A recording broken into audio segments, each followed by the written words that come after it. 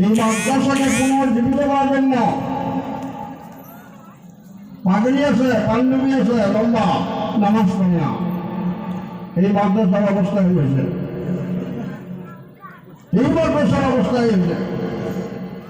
এই জন্য এই মাদ্রাসাকে জিন্দা করা, যে সমস্ত বুজুর্গ এই মাদ্রাসার খুঁটি কেটে দিচ্ছে, ওনাদের কি আশা ছিল যে আমরা মারা যাব, এই মাদ্রাসাগুলো চলবে, সব পাবো, আল্লাহ আজাদ থেকে আমরা বাঁচি থাকবো। আমরা পাবলিক 1 টাকা 2 টাকা 100 200 করে ধান দেয় কেন দেয়? বড় করে নাজাতের জন্য, বড় করে যাতে আল্লাহ জাহান্নামে না যায়।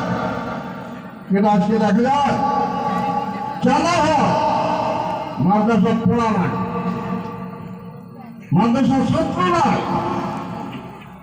মানে আপনাদের কাছে অনুরোধ করলাম, আমরা সিনিয়র মানুষ হিসেবে, সিনিয়র আলেম হিসেবে, মুরব্বী হিসেবে এই জায়গা পার্শ্ববর্তী মাদ্রাসার মেহরবানি আছে, পার্শ্ববর্তী মেহরবানি সরকারি আছে,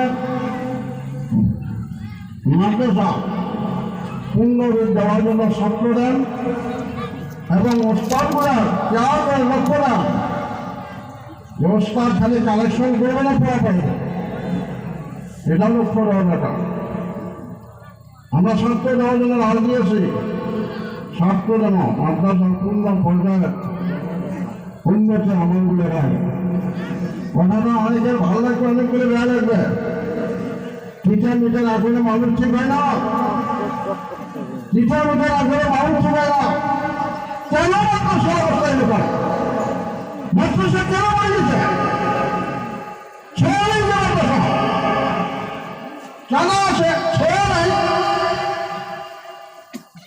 আসার ছিল, এটা পাবলিকের